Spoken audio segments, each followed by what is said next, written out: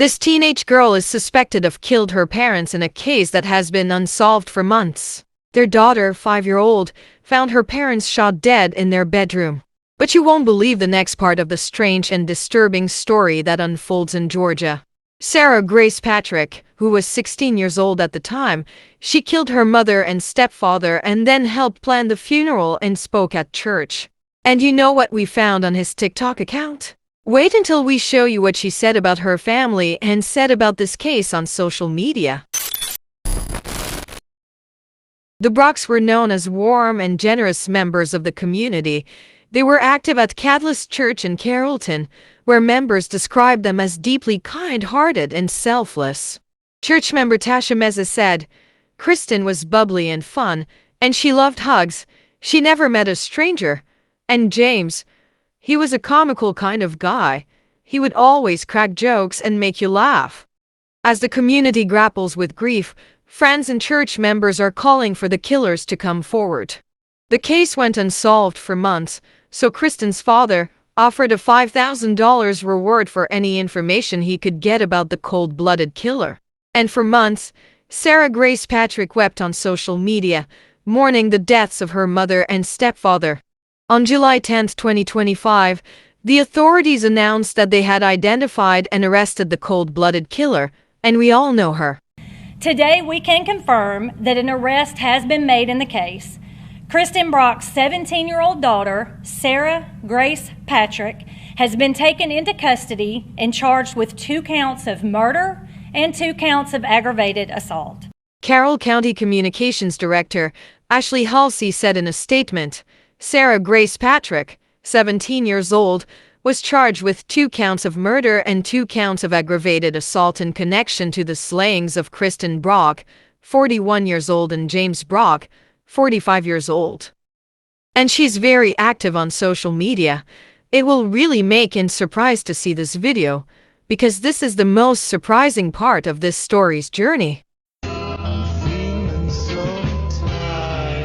On February 20th, the couple was found dead inside their home at 1531 Chuse Road near Carrollton, about 55 miles west of Atlanta. The sheriff said they were deceased from apparent gunshot wounds, and their 5-year-old daughter, who found her parents dead, then told her sister it was Sarah who called 911 to report the death. Both were shot multiple times. Police said there were no signs of forced entry and nothing was stolen. At the funeral is a haunting moment when a teenager gives a tearful funeral speech to the mother and stepfather she murdered. In a pale blue dress, and she cried standing before mourners at the lectern of the Catalyst Church in Carrollton, Georgia. At that time, no one thought that the teenager was the killer of his mother and stepfather. On March 18th, the TikTok video Sarah uploaded after the murder seemed like a sincere plea for support and even a gesture of sympathy. However, in reality, the post was made more than a week after Sarah Grace Patrick allegedly shot and killed her mother and stepfather while they sleep. In the video, she says that she always thinks about how much I need it. For months, Sarah took to social media, crying over the deaths of her mother, Kristen Brock, and stepfather, James Brock. In one post, captioned, "Please send prayers for healing," Sarah added, "I should prob delete later," but she never did. From the moment the 911 call was received, a relentless investigation began. That investigation eventually uncovered Sarah's so-called digital footprint. James Brock's niece, Kristen Dowda, said that Sarah's online statements changed over time and that she sounded like she was crying but never shed a single tear, and she also pretended to be sad at the funeral. In the video at the funeral, Sarah speaks to the congregation with what appears to be trembling sincerity. She said of his stepfather, "Your heart will finally be healed in heaven. While that brings me great comfort, your life wasn't supposed to end there." Speech that drew tears from the crowd is drawing scrutiny from law enforcement. Carroll County Sheriff's spokeswoman Ashley Halsey said, "It felt weird. It was more like a speech. And at the end she said, 'I'm sorry.' Was that, 'I'm sorry because I may have done this'?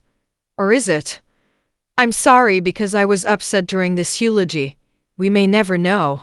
Authorities said it took months to charge the teenager because investigators wanted to make sure they caught the right person who they believe was behind the horrific crime.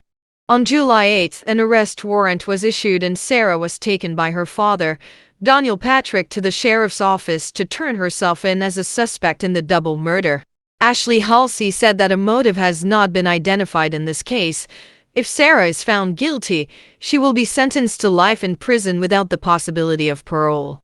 She described the case as active and ongoing, and warned that additional arrests could still be made. The teenager was charged as an adult and is currently represented by a public defender. She's only 17 years old and is already somewhat independent. She lives with different family members and moves around. Ashley Halsey said, "We don't know what goes through the mind of a child who wants to hurt their parents." Dennis Nolan said, "I lost my daughter, Kristen. It was hard. And now, thinking about losing my granddaughter, it's 10 times harder." Nolan also said the Carroll County Police Department did not have enough evidence to prove that his granddaughter committed the murder.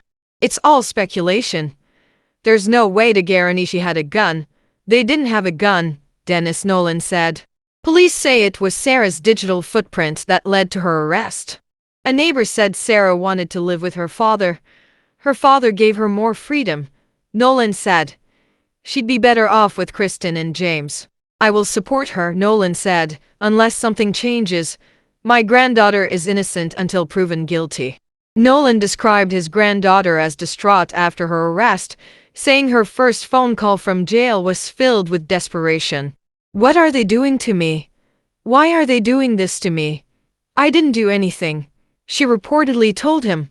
Authorities say the investigation is still ongoing and has not ruled out the possibility of additional arrests. As the legal case unfolds, many are now revisiting the teen's digital footprint and wondering if the suspect had been narrating her own story to the world all along.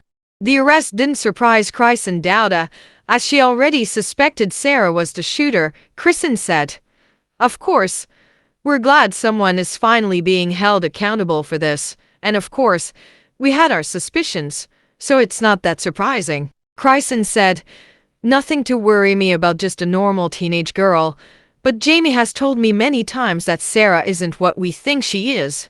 You don't see what I see. You don't live in the same house as her." When asked about possible motives that led Sarah to commit this heinous act, Kristen refused to speculate. "I won't speculate on that. But I think we've all been teenagers and been angry at our parents, didn't like what they said or the rules they made. And you know what? But what we don't do is kill our parents." Kristen said that her uncle was a devoted father who loved Sarah like his biological children. They treated all of their children the same. They were absolutely devoted to their children. That's what their world depended on, was their relationship with their kids, Kristen explained. Sarah is currently in jail and has been charged with 2 counts of murder and 2 counts of aggravated assault. Investigators say she will be tried as an adult. While you're here, check out our other video above. Thanks for watching, everyone.